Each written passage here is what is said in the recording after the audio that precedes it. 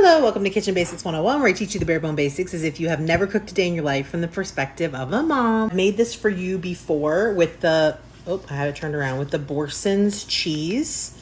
This is the garlic and fine herb. But I've made a couple of modifications, but I just got home from like a busy day. My kid had like basketball and then there was a birthday party and I'm starving. I haven't eaten all day. I want something that's quick.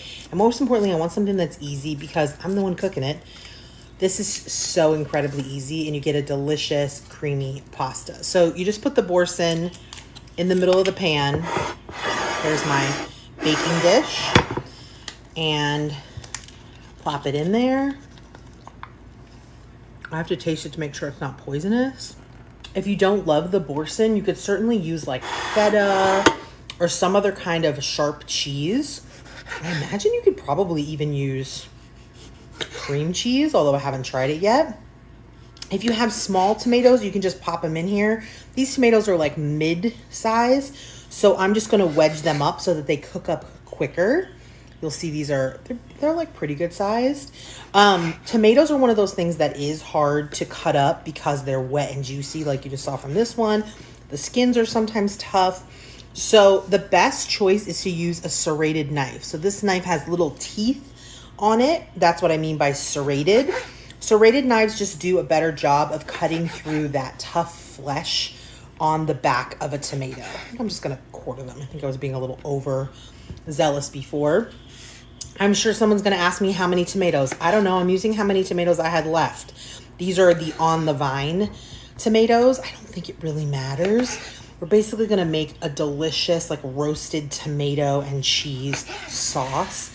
It sounds fancy, but it's so fast and it's so easy.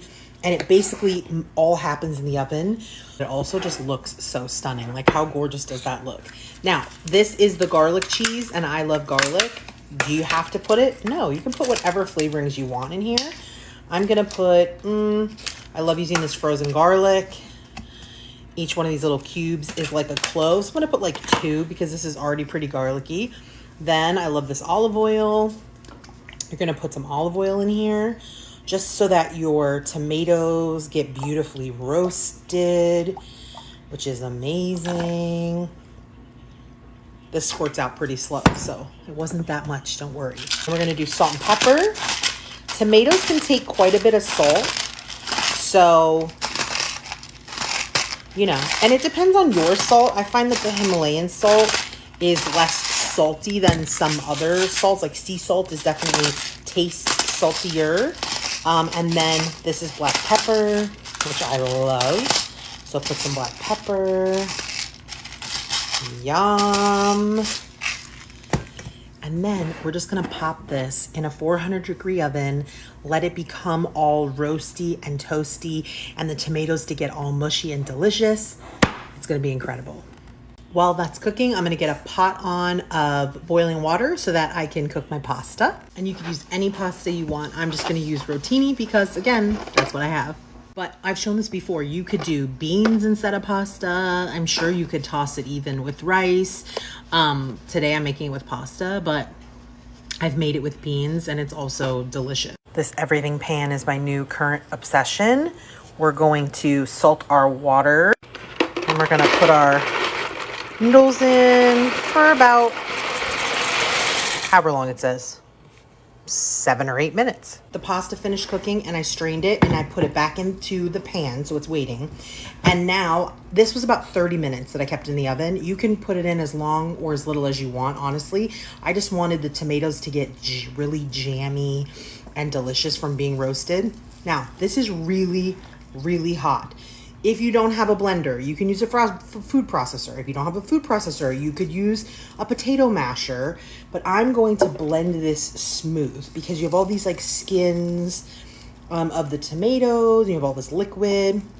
So I'm going to scoop it carefully, all the cheese and garlic and tomatoes and everything into my blender.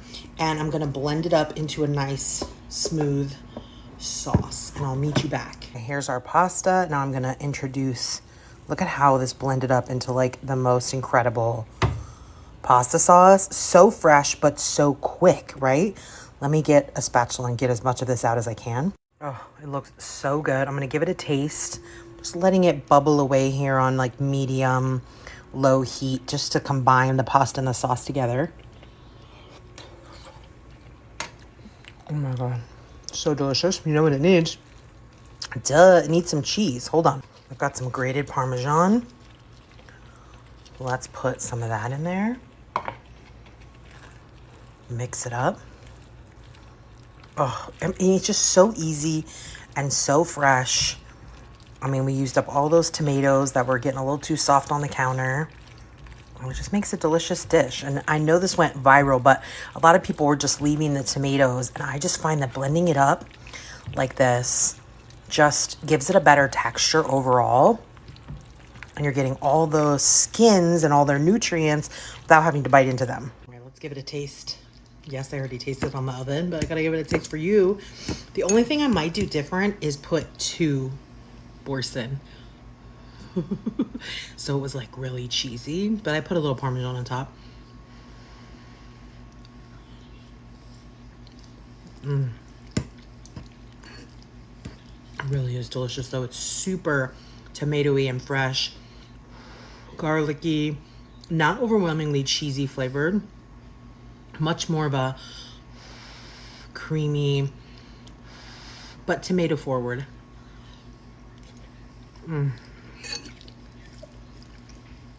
So quick, loaded with veg. So delicious. 10 out of 10 recommend. I like blending it up. I just think that it gives just better texture. I don't want all those tomato skins. I didn't need to strain it. It completely blended it up. I have a Vitamix though, which does a really good job. And again, I like this to also mix with beans, but when I use beans, I thicken it up with a little bit of bread, which reminds me, I'm gonna go get a crusty piece of bread. Love you guys.